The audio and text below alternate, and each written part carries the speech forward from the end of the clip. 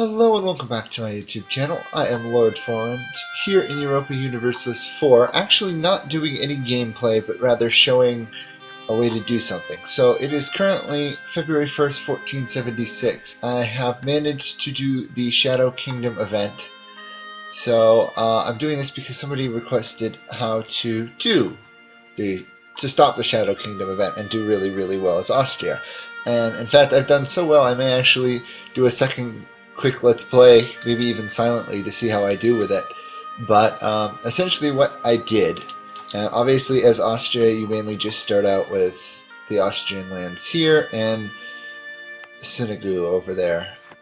Sungao, I guess. So the first thing I did, and it took me a couple tries, and I say this not being a big fan of restarts, but considering it all happened within a year, I feel fine with that. Essentially, the opening strategy is, as most people know, for Austria, immediately marry Bohemia, who at the beginning of the game starts with an interregnum and has no ruling dynasty. And if you're lucky enough to get a Habsburg on the throne of Bohemia, then you don't make an alliance with them, you just do a royal marriage, nothing else.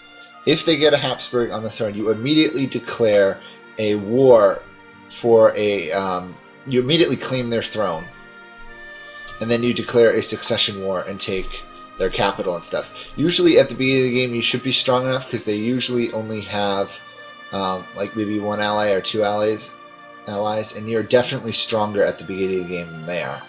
Even with their vassal here, you can beat them. Essentially just rush siege their capital and a couple of their two forts here, and they fall into line pretty fast.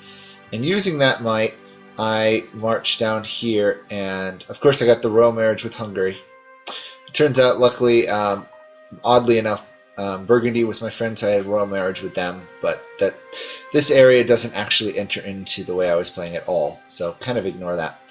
I set up alliances with the electors, even though I didn't actually end up using them for this mission. It is guaranteeing me becoming emperor next time.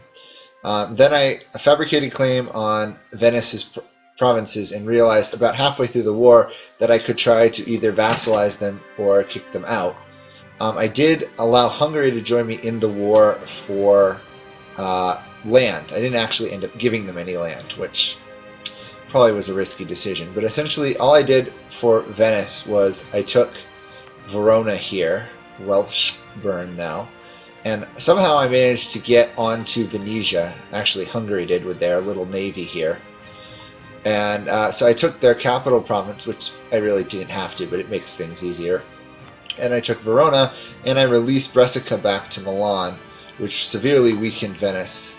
And also, more importantly, though, did not cause a coalition to be formed against me as Austria. It was just below it. Once I controlled these two territories, I cored them.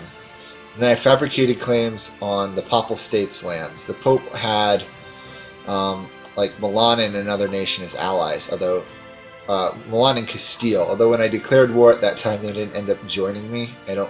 Joining the Pope. I didn't know actually why it happened, but it worked out well. And essentially, I just took Romagna, or whatever this province is called, Bologna, I guess, and I forced them to release Urbino, which then I immediately diplomatically peacefully vassaled as a vassal, which helped very nicely, because otherwise that would have taken another war, because these provinces right here are over 100 war score. Also, I forced them to release Avignon back to Provence, at which point I retreated up to this land here. Hungary did not get in a union with me, so I had to break an alliance with them and prepare for war, which I did win with the help of a couple of the Palatinate and Saxony. Altogether, with my forces from both me and Bohemia, was strong enough to take out Hungary. At which point I waited and waited and waited and waited, and then the Pope ended up, the peace treaty with the Pope expired in, I think it was like 71 or something. So I declared war for Anaconda, which I had fabricated claim on.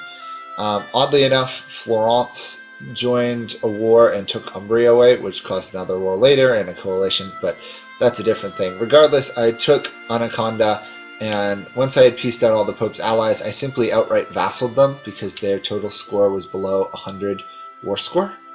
That did cause a slight coalition to form against me, but it wasn't too major because I was allied with Milan, which would have been the biggest threat.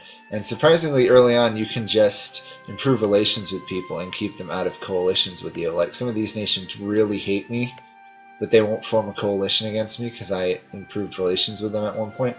Mantua is not a good example. For example, these cities, though, the free cities, they were all in a coalition against me. Upon which I promptly then, once the peace treaty expired, declared war on Venice, seized Trevisto and Friulao or whatever, and at this point I had to declare war on Florence, but that's regardless. At that point I had enough to quickly pass the Shadow Kingdom. So that's my way of doing it. Essentially, get a personal union over Bohemia, only take a couple lands from Venice, but force them to release. I forced them to release their other vassals out here to make them weaker.